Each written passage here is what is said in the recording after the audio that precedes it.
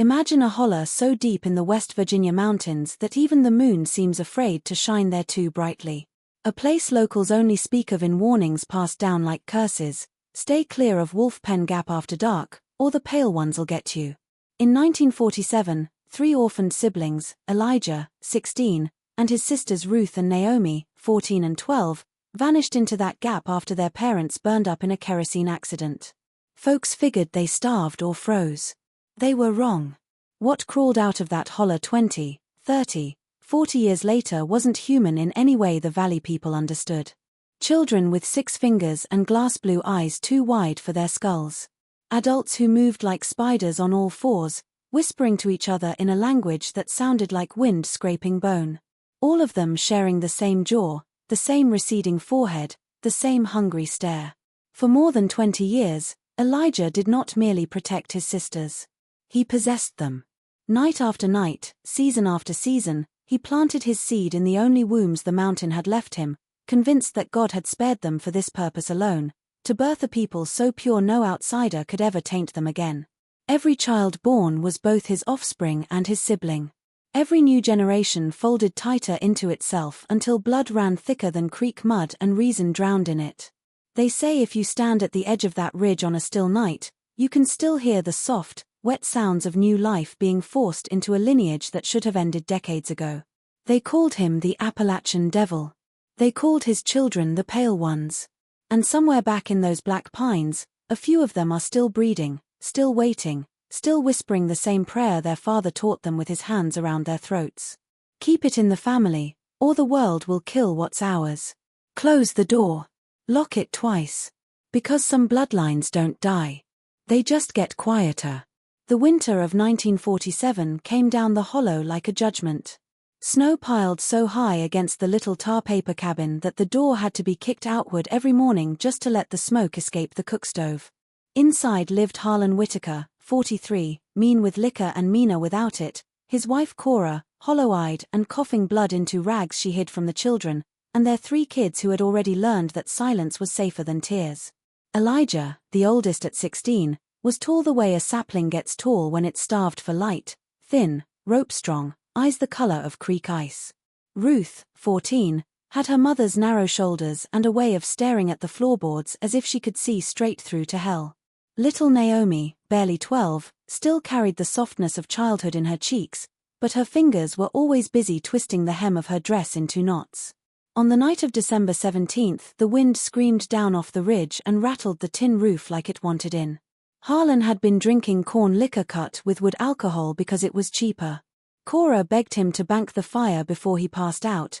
He backhanded her for the suggestion and told her to mind her place. She stumbled against the kerosene drum they used to fill the lamps. The drum tipped. The lantern on the nail by the door shattered. Flame ran across the plank floor faster than thought. Elijah woke to the smell of burning hair. His mother's dress was already a torch. Cora tried to beat the fire off Harlan with her bare hands while he thrashed and screamed. Ruth and Naomi stood frozen in the corner, clutching each other. Elijah grabbed the horse blanket off his cot, threw it over the girls, and shoved them toward the door. Behind him the roof beams cracked like rifle shots. He turned back once, saw his father rolling in flames, saw his mother reach for him with blackening arms, and then the heat drove him out into the snow. They ran barefoot until the cold bit worse than the fire. When they finally stopped, the glow on the ridge behind them lit the sky orange for hours. Nothing was left but 3 children in singed nightclothes and the vast, swallowing dark of the mountains. By morning the snow had covered their tracks so clean it was as if the cabin, their parents, their old lives had never existed at all. Elijah looked at his sisters shivering against him and felt something harden inside his chest, something colder than the wind. Outsiders had always been trouble, preachers who wanted to take them to orphanages, truant officers, men with clipboards and questions. The mountain had kept them safe once. It would again. He took Ruth's hand, then Naomi's, and led them higher, deeper, into hollers no game warden had ever bothered to map, places where even moonshiners feared to still. They never came back down. The first years were nothing but hunger and the sound of their own teeth chattering. They lived in a cave at first, then a lean-to of laurel branches, then a low cabin they built from poplar logs Elijah felled with a stolen axe. Game was scarce that high up. Ginseng and ramps kept them alive when the rabbits ran thin. Ruth learned to skin, Naomi learned to cry without making noise, and Elijah learned that the mountain would feed them only if he forced it to. By the spring of 1952 the girls had begun to change. Ruth's hips widened under the patched feedsack dresses, Naomi's chest rose sudden and aching against the same rough cloth. They moved differently around the fire at night, aware of their bodies in ways children are not supposed to be. Elijah watched them the way a starving man watches the last strip of jerky, afraid to touch, afraid not to. The Bible they had carried out of the burning house was the only book they owned.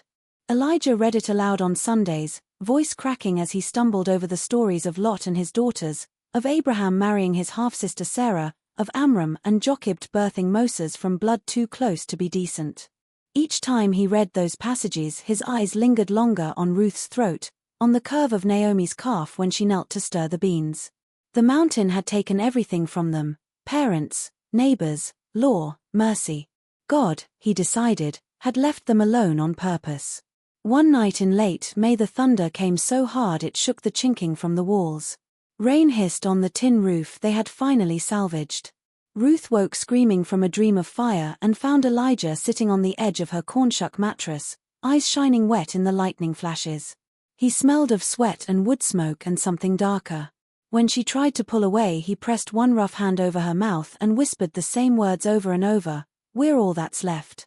Blood has to stay with blood or the world wins." Naomi woke to the sounds her sister could not make. She saw Elijah's shadow moving over Ruth like a cloud swallowing the moon, heard the low animal noise in his throat that was half prayer, half growl. When he turned to her next she did not fight, she only closed her eyes and thought of their mother burning, because some fires, she understood now, never really go out. After that the nights belonged to Elijah. He took them whenever the need rose, sometimes one, sometimes both, sometimes in the same narrow bed while the wind rattled the shutters like bones in a box. He told them it was righteous, told them the children would be strong because no stranger's weakness would ever thin the line again. And in the dark, between the pain and the shame and the strange, hot shame of pleasure, the sisters held each other's hands and waited for morning, when the mountain would still be there and the world would still be gone. The first child came in the dead of February 1958, when the snow lay so deep the cabin door had to be dug out twice a day. Ruth labored for 30 hours on a pallet of quilts that had once been their mother's wedding spread. Naomi held her hand, mopping her brow with rags dipped in snowmelt, while Elijah paced the narrow room like a wolf in a trap. When the baby finally slid free, slick with blood and something thicker, the silence that followed was worse than any scream. The boy's head was too large, the soft spot pulsing like a second heart. His eyes were set too far apart, pale as creek ice, and when he opened his mouth to cry only a thin mewing came out, as if his tongue had forgotten how to shape a human sound. The left hand had 6 fingers, the extra one curled tight against the palm like a secret. Ruth turned her face to the wall and sobbed without sound. Naomi stared at the infant and felt the mountain press down on her chest until breathing hurt. Elijah knelt, lifted the child with hands that trembled only once, and studied him the way a man studies a sign from God. The baby's skin was almost translucent, blue veins mapped his skull like rivers on a forbidden chart. Instead of horror, something fierce and triumphant flared in Elijah's eyes. He pressed his lips to the boy's damp forehead and whispered, "Look what we made. Pure. Untouched by the valley poison." He named the child Abel, because he was the first, and because the Bible said Abel's blood cried out from the ground, and Elijah believed this blood would cry louder than any other. From that night on, deformity became proof of election.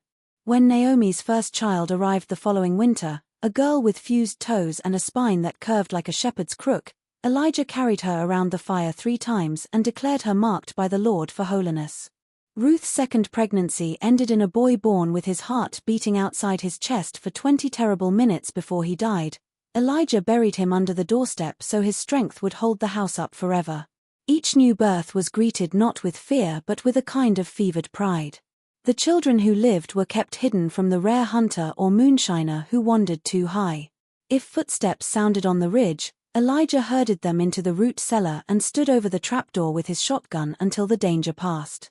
He taught the older ones to move without sound, to watch strangers through the chinks in the logs with those same wide, pale eyes that never quite focused right. By the time the fifth child drew breath, the cabin had grown lean-tos and sheds around it like scabs. The mountain air smelled of milk and blood and wood smoke, and every cradle held a living testament to the belief that the closer the blood, the closer to God. Summer 1965 smelled of honeysuckle and gun oil. The children, 7 now, ranging from toddling to 7 years old, moved like pale shadows around the yard, chasing chickens with the silent, jerky purpose of marionettes whose strings had been cut and retied wrong. Elijah had taken to shaving his head with a straight razor because lice loved the thick black hair he inherited from his father, and the bear skull made him look older than his 34 years, biblical, terrifying. The trouble started when a county welfare truck bounced up the washed-out logging road as far as it could go. 2 women got out, Miss Arbutus from the courthouse in Welsh, soft-handed and smelling of dime store perfume, and Mrs. Duty, the truant officer who carried a clipboard like a shield. They had heard rumors for years, children up Wolf Pen Gap who had never seen a schoolhouse, never been vaccinated, never been counted. A traveling preacher had finally pointed them toward the smoke they sometimes saw curling above the Laurel Hills. Elijah watched them from the ridge with a spyglass he had traded 3 possum hides for. When he saw the glint of the truck windshield, something cold slid down his spine. He ran downhill so fast his boots barely touched dirt, burst into the yard shouting one word, cellar. The older children scattered like roaches when a light comes on. Ruth and Naomi herded the little ones into the root cellar beneath the smokehouse, pressing burlap over their mouths so no crying would leak out. The women never made it to the porch. Elijah stepped from the trees with the double-barrel 12-gauge his father had used to kill a revenue agent back in 41. The barrels looked long as fence posts in the green shade. He didn't raise the gun, just let it rest easy in the crook of his arm, but his finger lay white on the triggers. "Afternoon, ladies," he said, voice flat as creek ice in March. "You lost." Miss Arbutus tried to smile the way people do when they realize smiles won't help. Mrs. Duty started talking about school attendance laws, about doctors, about the state's right to protect children. Elijah listened the way a man listens to rain on a tin roof, distant, meaningless, temporary.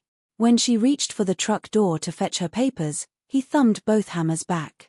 The metallic clicks sounded enormous in the still mountain air. Bees stopped humming. Somewhere a jaybird shut up mid-call. "You'll turn this vehicle around," he said softly. "Next time I won't be asking. The truck backed down the rutted track so fast it scraped sparks off the bedrock. Dust hung in the air like smoke after a battle. Elijah stood in the yard until the sound of the engine died completely, then he lowered the shotgun and looked toward the smokehouse. 7 pairs of 2 wide eyes stared up at him through the cracks in the floorboards, shining with something between worship and terror. That night he burned the calendar page that said 1965 and never marked another year. Word spread through the county like blood in water, the mountain devil was real, and he guarded his own. The summer of 1973 smelled of iron and honeysuckle rot. Ruth was 35 now, her body a map of stretch marks and old bruises, her hair gone grey at the temples though no one in the holler had ever seen 35 look so old. Naomi, 33, still moved like a girl because she had never been allowed to become anything else. Between them they had borne Elijah 16 living children and buried 7 more under flat stones that bore no names. The daughter who tried to run was called Mercy, though Elijah had named her Merab after some forgotten queen in the Bible. She was 15, the least marked of the brood, eyes only slightly too far apart, fingers all the right number, speech that stumbled but still made sense if you listened slow. She had found a picture book once, blown out of a car on the logging road years before, pages swollen with rain but the colors still bright. In it were houses with lights that came on when you flipped a switch, children wearing shoes that matched, a sky that held airplanes instead of buzzards. Mercy kept those ruined pages hidden under a loose floorboard and read them by moonlight until the words lived in her dreams. One August morning Elijah left before dawn to check his traps on the far ridge. The sun came up red as a fresh wound. Mercy waited until his footfalls faded, then wrapped her youngest brother, a boy of 3 with a cleft palate and a laugh like breaking glass, in a feed-sack sling against Ruth's chest so the child would not cry and give them away. She kissed her mother once on the cheek that still held the scar of a hot iron from 1961, then took Naomi's hand. They walked downhill instead of up, following the dry creek bed where laurel grew so thick the light turned green and sick. Naomi kept looking back, whispering that Elijah would smell their fear on the wind the way a hound smells blood. Mercy pulled her onward, promising roads, promising people who did not know what a brother could do to a sister in the dark. They made it almost to the blacktop when the shotgun blast split the morning like God clearing his throat. Elijah stood on the ridge above them, shirt soaked with sweat and something darker, eyes wild with the knowledge that the world had reached in to take what was his. He did not speak. He simply fired into the dirt at their feet, once, twice, until Naomi screamed and ran back up the slope straight into his arms. Mercy tried to follow, but he caught her by the hair and dragged her the last 50 yards over rocks that tore her knees to bone. That night the cabin smelled of birch switches and blood. Mercy's back opened in long red smiles that never quite closed. They chained her ankle to the iron bedstead with the same trace chain once used on their father's mule. Naomi sat in the corner and rocked, humming the lullaby their own mother used to sing before the fire took her voice forever. 3 weeks later Mercy stopped speaking. 3 months later she swelled with the child that would be both her sibling and her niece or nephew, another fold in the knot that could never be untied.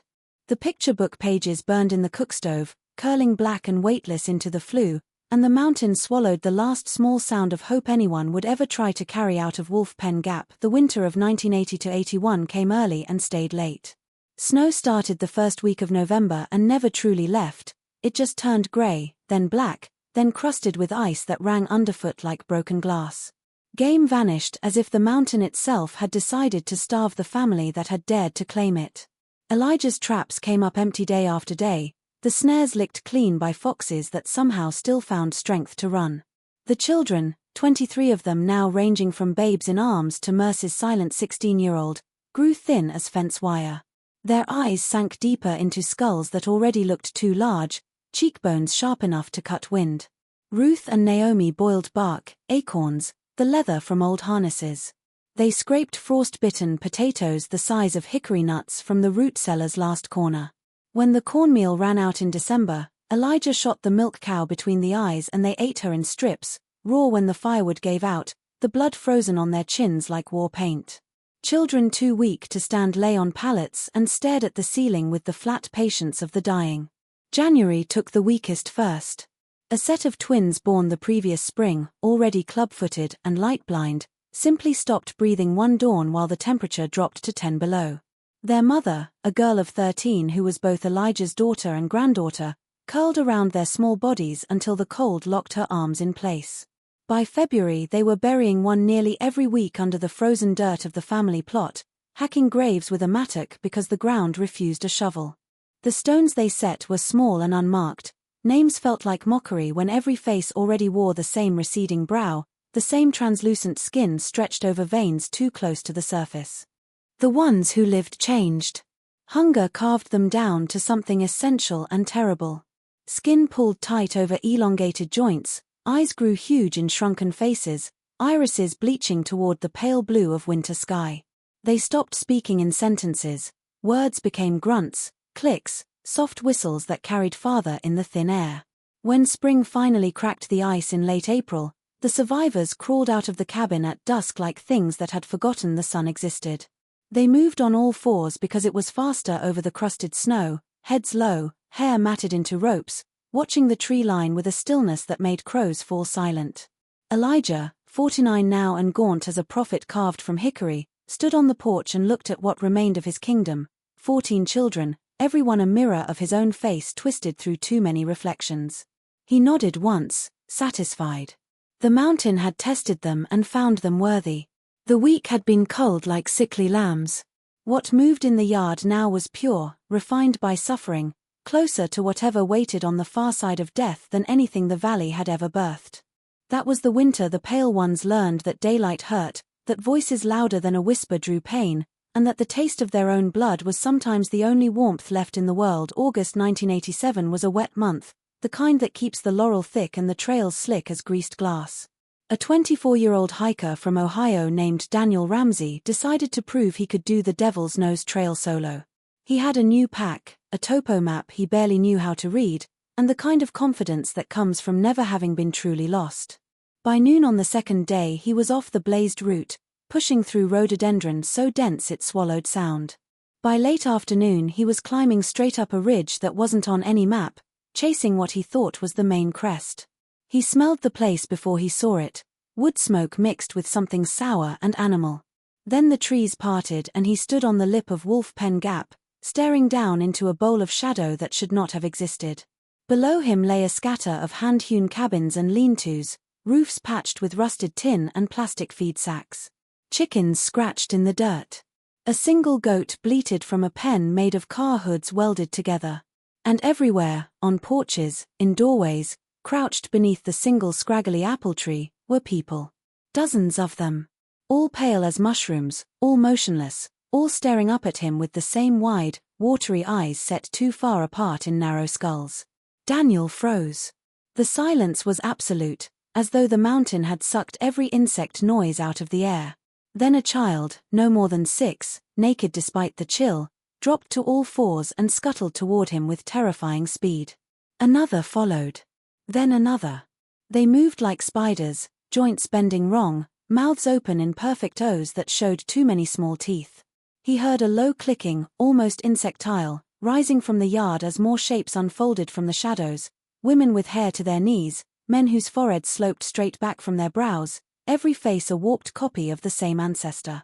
He took one step back and his boot heel struck a dead branch. The crack sounded like a gunshot.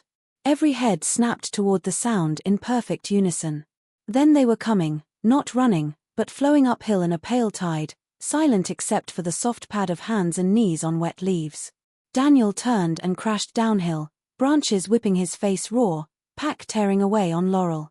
Behind him the clicking grew louder, closer, accompanied now by a high, keening whine that wasn't quite human. He fell, rolled, somehow kept his feet, and burst out onto the logging road an hour after dark with blood in his eyes and no memory of the last mile. The county deputy who found him babbling on the courthouse steps in Welsh thought he was drunk or crazy until he saw the scratches, for parallel lines across both cheeks, too wide for bear claws, too even for branches. Daniel never went back into the mountains. He told the story once, to a reporter who printed it as a joke. The paper called them the Lost Tribe of Wolf Pen Gap. Locals read it, folded the page small, and never spoke the name again where strangers might hear.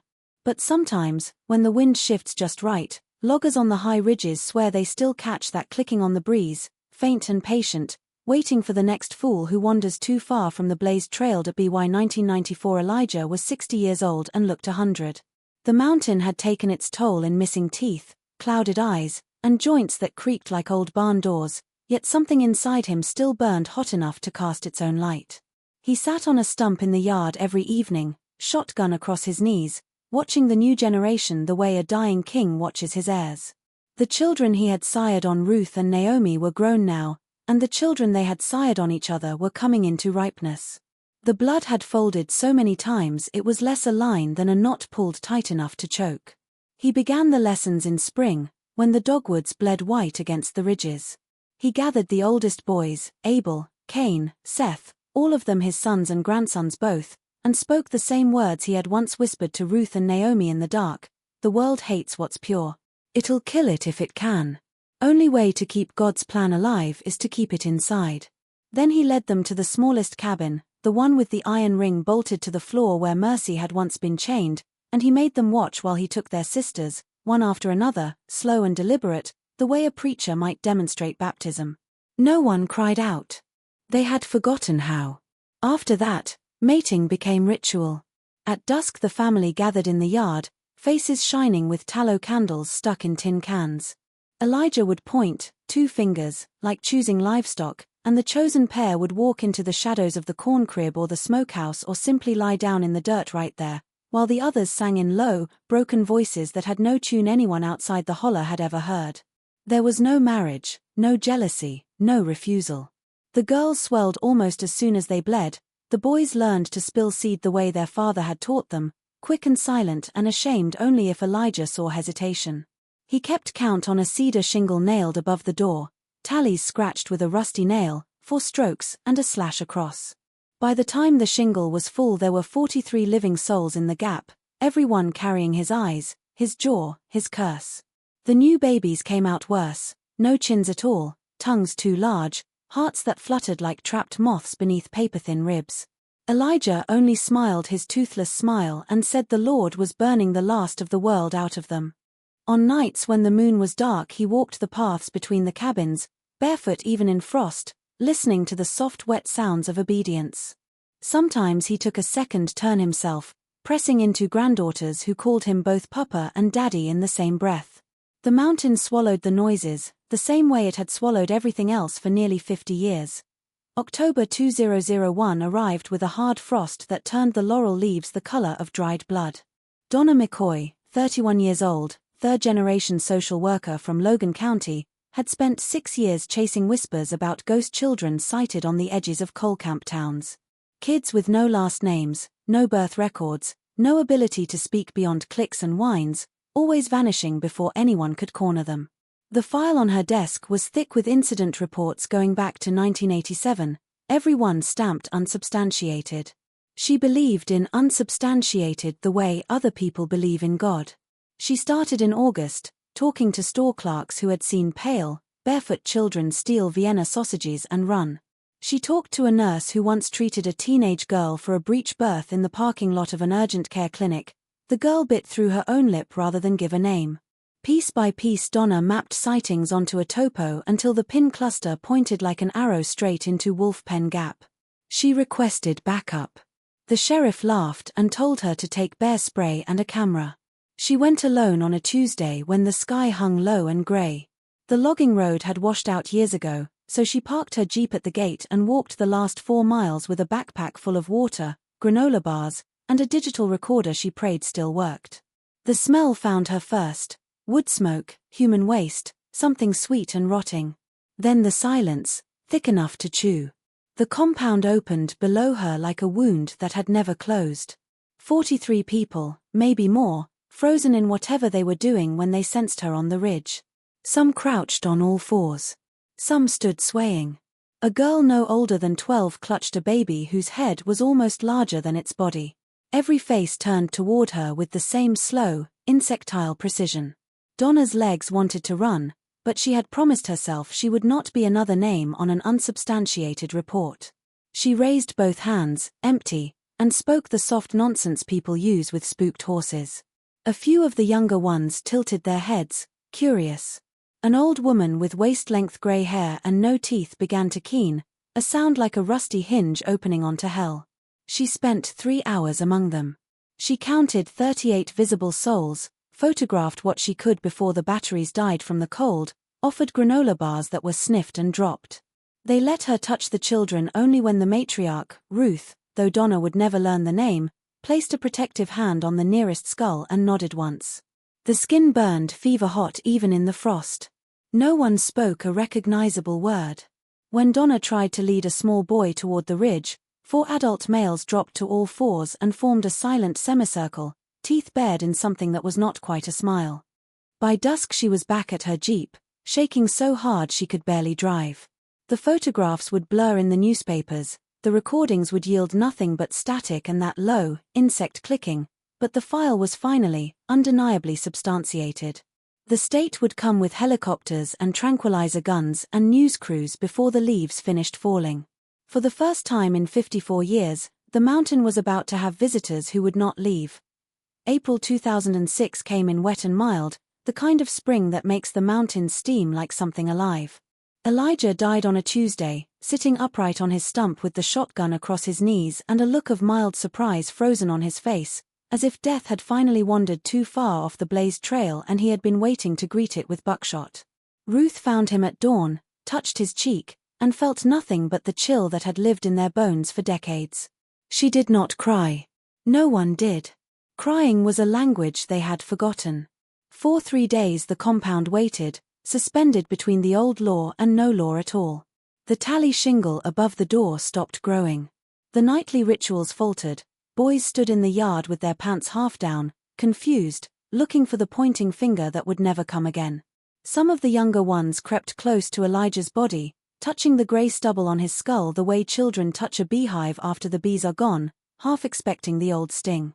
On the fourth morning, Ruth and Naomi, 60 and 58, both swollen again with late, impossible pregnancies, walked to the edge of the ridge and looked down for the first time in 59 years at the world that had once burned their parents alive. They saw helicopters circling like buzzards, searchlights sweeping the hollers, the distant flash of television cameras. They turned back without a word. That night the family scattered. Some simply walked downhill and kept walking, barefoot, naked, or wrapped in feedsack rags, drawn by lights they had never understood. A boy of 17 with no chin and eyes the size of $50 was found 3 days later eating from a McDonald's dumpster in Williamson, rocking and clicking when the police approached. Twin girls, maybe 12, were caught trying to mate with a farmer's hound behind a Dollar General. They bit the deputy who separated them and would not let go until tranquilizers dropped them like sacks of flour. Others went deeper. Merce's oldest son Abel, 48 himself now, father, brother, uncle to half the clan, took 7 of the least marked children and vanished into the laurel hells above the ridge, carrying nothing but a butcher knife and the cedar shingle of tallies. Search dogs followed the scent for 2 days and then sat down whining, tails between their legs, refusing to go on. By the time the state finally stormed Wolf Pen Gap with National Guard and child welfare teams in hazmat suits, they found only 14 souls willing or able to be taken, the oldest, the sickest, the ones who could no longer run. The cabins were already burning. Someone had soaked the walls in kerosene and lit them from the inside, a final cleansing no one claimed credit for. Ruth and Naomi sat on the porch of the largest house, holding hands, watching their lifetime of children and grandchildren disappear into white vans. When a social worker wrapped a blanket around Ruth's shoulders, she looked up with those pale, too wide eyes and spoke the first full sentence anyone outside the family had heard in 50 years. "He's waiting higher up. Blood don't never leave the mountain." Then she smiled, showing gums long empty of teeth, and the cameras caught the expression that would haunt the internet for decades, part defiance, part relief, part promise. Somewhere above the ridge line, in caves no map has ever marked, the clicking never really stopped.